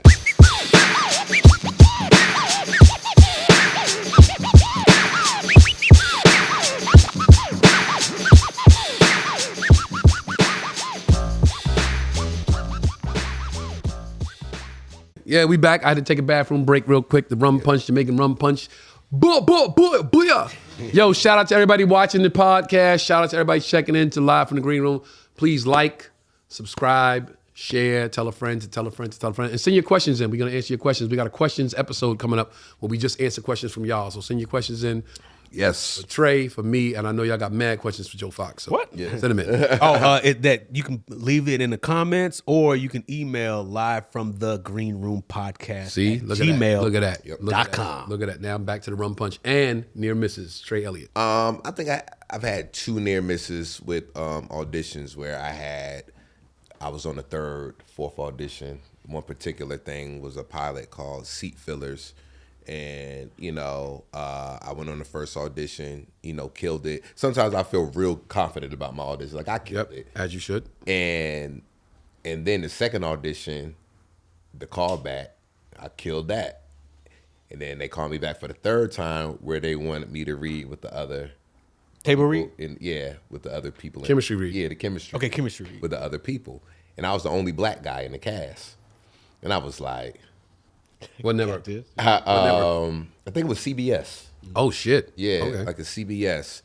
And nothing but it never got put. Well, after I did the chemistry read, that was it.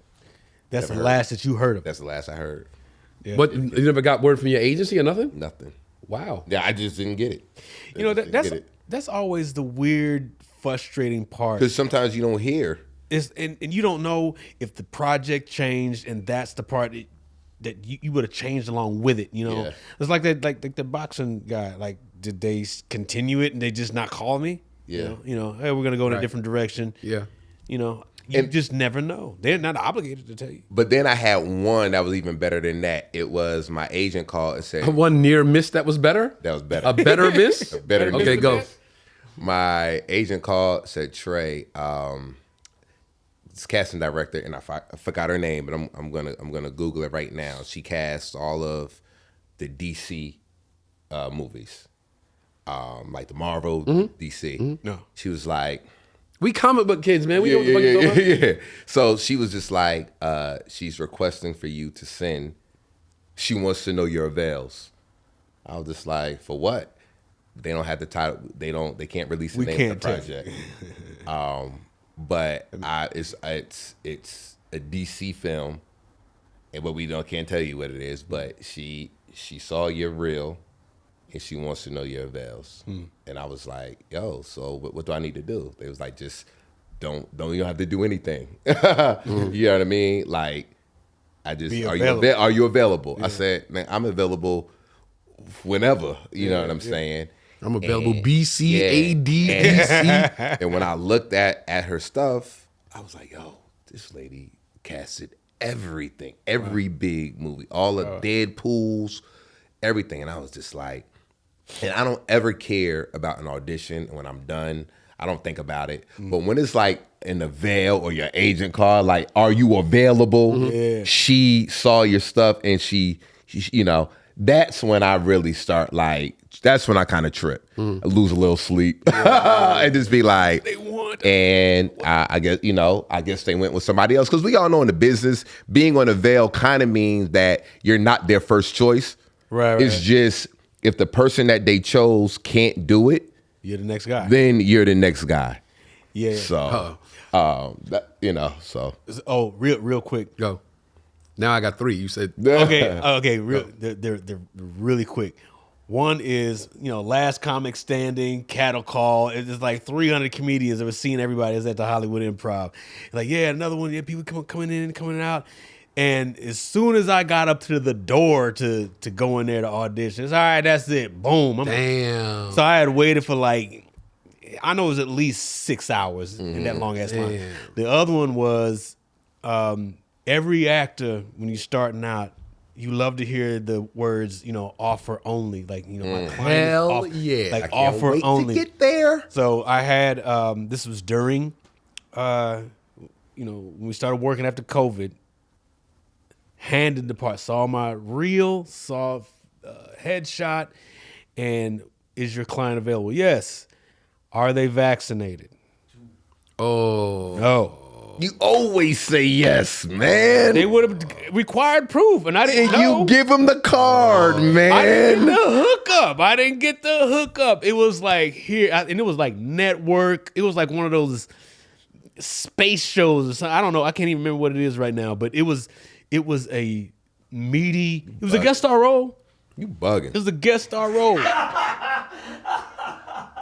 I didn't like. First of all, my rep said, "Are you vaccinated?" I was like, "No." Then I got the information. Oh, wait, we can't take the job. I mean, it was like that. Oh, yeah. Let me tell you this. And, wait. then I got the info. I was like, I didn't know I was supposed to lie. Okay, so number one, if you at that door and you the last person, the person in front of you was the last person, you got to use the gift of gab to get in there. You got to get in there. You got to be like, hold up, fam. Like, come on. You got to let one more in. Like, bro, listen. Bro, if it's a black person, bro. Yeah. I've been out white here lady, for 8 hours. Ma'am, I'm trying to feed my family. Whatever. You got to get. I would have today. I would have done that if I would have been in that line, but I just didn't. I just moved to L.A. Foxx, you got. And I just didn't do it. I was like, right there. You can't let that. So I was gonna let nothing stop me from doing that JFL audition. Yeah. Because I've been waiting to get that, and it took me 12 years of being in LA. Yeah, you would. No, I get that, but I meant more when I said near misses. I meant more like it was already a done deal, and something happened. Nah, I haven't. Like that was like an audition is not like it's a done deal. It's still a process to go through. Like you being handed a movie, and then COVID hit. It's like fuck, that's a near miss because you had the part. Yeah. You know what I'm saying? Me with Hitch. I had already shot the episodes. You know what I'm saying? Yeah. It wasn't a Yeah. miss like because it was already done. Aren't those on deleted scenes though? I have tried to get those damn. I could have scenes. sworn I've seen one. Maybe it's on YouTube. Nah, I know I've seen something. Bro, trust don't me, look. it's not. All right, ready for this one? This is a near miss. I'll give you the short one first, and I'll give you the long one. The short one, I auditioned pilot season. I auditioned for a sitcom on CBS. I go in, I get a call back. I get another call back. I get another call back. And they ask my quotes. Once they ask me your quotes, that's like how much does he? We're gonna make episodes. We sign the paperwork. They agree to my fee. They agree to my quote. I send the quote and they agree. So it's like, okay, this is what you're gonna get an episode if it goes. Go for the final audition. Boom, they call me. You got it. All right? Easy peasy. They call me like a week later. Hey, they're changing the character. First thing I think, they're gonna make him a gay character. Now I can't do this. Right. And they go, no, we're not making him gay. It's a white guy now. So now I'm completely out. I booked a sitcom. Signed. Went through all the protocol and paperwork to get it, and they changed the character to a white guy. So I'm automatically out. I could be very many things. I could be funnier. I could be serious. I could be dramatic. I could white. be, but I can't be white. I'm out. So when I got it, my manager, my agent, had canceled all my other auditions for pilot season because like he booked something now. He's good. We canceled all of those. Oh man. So when they changed it, he said, "Oh shit!" Now he started scrambling. I got to try to get you back in on these things. So he got me back in. It was like 3 or 4 auditions I had set up after that one. 3 of them, they were like, "Nah, we good." The one said he could still come in. I fucking booked that instead. Know what that was? Living Biblically. Yeah. There you go. So I got us, and that sitcom was on CBS also. So I got a sitcom on CBS, lost it. He scrambled to get me in on that and booked it. It was supposed to happen. I was supposed to be there. You know what I'm saying? You're supposed to be where you're supposed to be. Yeah. That's one.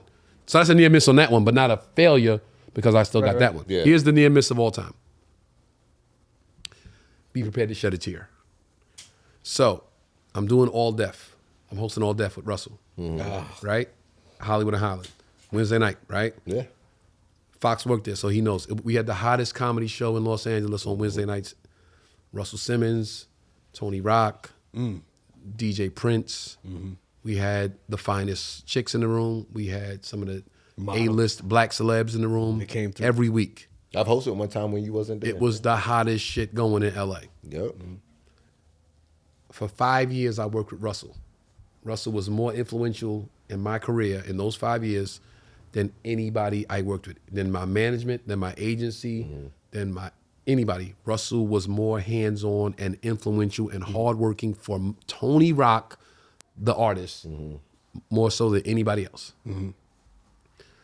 So now they're doing the Def Comedy Jam 25th anniversary show. Remember that? I was there. It was on Netflix, I was remember? in the building. Yep. Shot at the Beverly Hills Hotel, right? Yeah, the Hilton. Yeah. Beverly Hills Hilton. Yep. So I get a phone call. Yo, you have to be a part of this 25th anniversary show. Because during the show, we're going to have you come on stage. Fuck, yo, it about to fuck me up. We're going to have you come on stage. We're going to have Martin Lawrence come out. And Martin Lawrence is going to give you the nod. He's going to pass the baton to you as the new host of Def Jam going forward. Now, it has been changed to All Def. Right. But it's All still Def Comedy. Yeah. Martin Lawrence and you on the same stage. And Martin Lawrence is going to say, this is the future of All Def. This guy right here.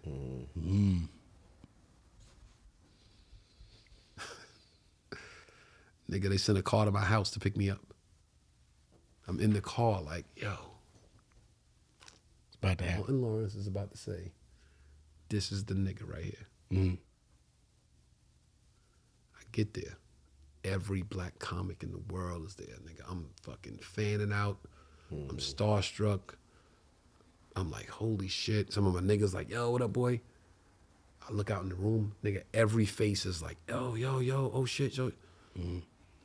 And they come to me and go, we're gonna take a break on doing that. We're not gonna do that right now. We're gonna do something else first, then we're gonna do you. Okay, bet. So you can go back in the green room.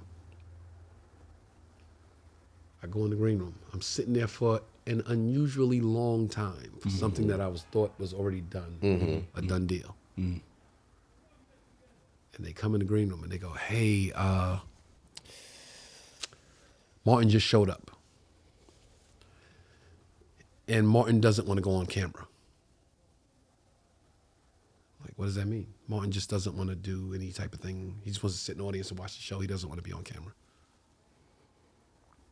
I don't know what that means. It's not going to happen. Right. It's not going to happen. What we told you was going to happen is not going to happen.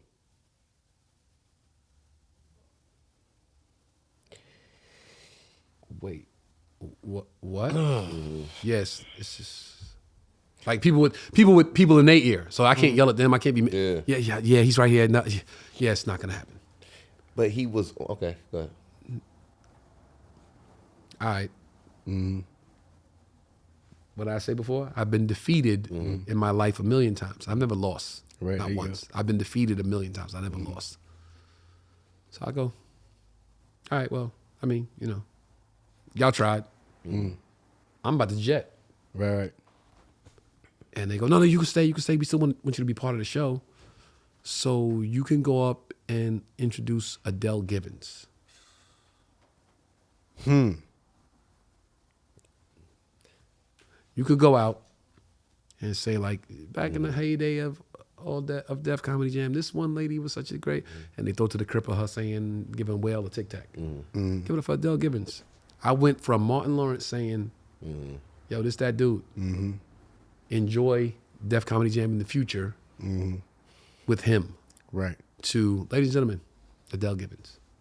I wanted to leave so bad. My manager at the time, you both know, said to me, I mean, you here now, dog, you might as well just do it. And that's how I knew we wasn't gonna work together much longer. Yeah. I knew like our days were numbered. Cause I'm like, yo, he didn't get it, number one. Yeah. But he didn't go to bat for me. Like listen, I'm pretty sure there's not much he could have done. Yeah, but But damn, nigga, you could have been like, nah, fuck that. My man ain't doing that shit. My man, yo, he gonna do some dope shit on this show or he fucking out of here. He was like, I mean, you here now, nigga, just do it. yeah, nah. So against everything in me, I swear, I have 2 regrets in my entire career. That's number 2. I should have just left. Against everything in me, I went out there and stood there like I feel like a sucker, knowing what I was supposed to be there for, but the room didn't know. Right. And I'm like, Tony, action. What's up, all deaf? Yo, so years ago, there was a young black woman on set, and I read the teleprompter through. Nobody knew, because it didn't have nothing to do with Adele. It didn't have anything to do with Martin. If he didn't want to be on camera, he didn't want to be on camera. I get it. It was my moment. That was a fucking near miss.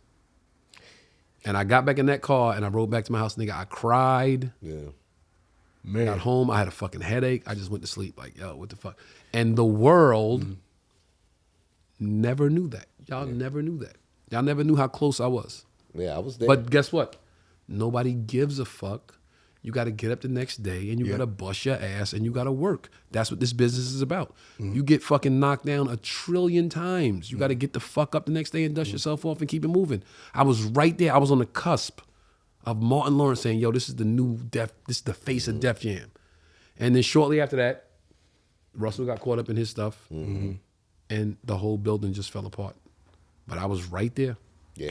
I was right there. Don't you think that was some kind of test? Let me see how he handles disappointment, despite what you didn't know what was going to happen. I mean, I think you handled it well. I believe so. I was professional. I was a professional. I think you will be rewarded again. I believe so. Yeah. But it's not about what we hope to happen. I'm talking about just the misses that people don't know about. That They would never. It was right there. Yeah. It could have changed the whole trajectory of your career, and it didn't happen. It was a second away, and no. Yeah. Yeah, there's all sorts of, and that's all of you too. Have you ever had a near miss because you was messing around with the wrong chick? Like 'cause in this business, priorities are important. I tell y'all again and again, the Joe Foxx episode is coming soon.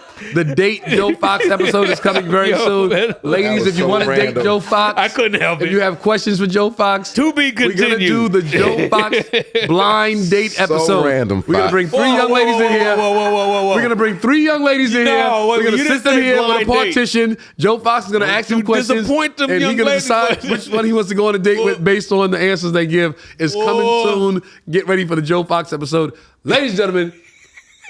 This is live from the green room. This is why we do it. This is my therapy. This is my hangout with my boys. Yeah. This is This is my confessional. these are my confessions. Interns, come and say hi real quick. Look, They both here. y'all young I enough, want to you give the niggas ain't no, hold hurt. on. I want to give the interns props. I want to give the interns props because number one, Aaron, come here, Aaron, sit here. Aaron has just wrapped on season 2 of his TV show. What's the name of his TV show? What's the name of the show? It's called Unstable, man. Unstable. It's on Netflix. Season 2 you just wrapped. Season 2, we just Who's your character? I play Malcolm. Malcolm, season 2, Unstable, Netflix. That's what it That's what's is. up. That's what's up. Give him his props. Grimy, get in here. Sit here. Wait, there's no mic there. We gotta fucking work on this guy, man. John Grimy. Yo, what up? Say hi to the people. What's up, What are you people? working on? You know me, man. Working on Tell my 'em about the special. second half hour. We're in the post production part of that. What's the name of it? Nothing to lose. Why did you call it Name It Nothing to Lose? Cause I ain't famous yet. Whatever I say is all good. And because if I got the shit I need in my life, I really don't have nothing to lose. Okay. If you have what you have in your life right now. Currently, everything that's What do right you have about in your my life that you- my family, my friends, and comedy. Okay. Bye, John Grumps. Peace. He's in behind dog. Gotta work on that kid, man. Feezy, give me your contacts and all that stuff. Let them know where you're gonna be at. 818. No, I'm joking. No, on social media, Joe Feezy, JoeFeezie on everything. Comedian Trey Elliot, TreyElliot, man. I appreciate the comments. Continue to like, subscribe, and share. Much love to everybody that hit me every week. Like, I saw the podcast. I look forward to it every Wednesday. We appreciate y'all. Thank you. We appreciate y'all. Shout out to Shayla. I mean, we had dinner the other night with Shayla, and she was like, I have now subscribed. Shout out to Shayla. Thank you for watching, baby. We appreciate it. Yep. I don't know why they do this every week, but look, it's right here. Here's my social media. Here's my social media. Here's my Facebook. Now, one Here's my episode you Instagram. did this thing and ain't nothing come No, up. give up. That's it. That's them. That ain't me. That's them. Yo, shout out to everybody that tunes in weekly, that watches, that supports, that likes, that shares, that subscribes. We appreciate y'all. Yo, man, it's a blast doing this with y'all every week, man. That's it, man. It's a You blast. already Don't get know. no better than this. I look forward So to work it. with your dudes, work with your fam. It ain't a job. It's just something you're doing. And I want to end it, of course, with saying, Charleston, Dad, I love you very much. Peace.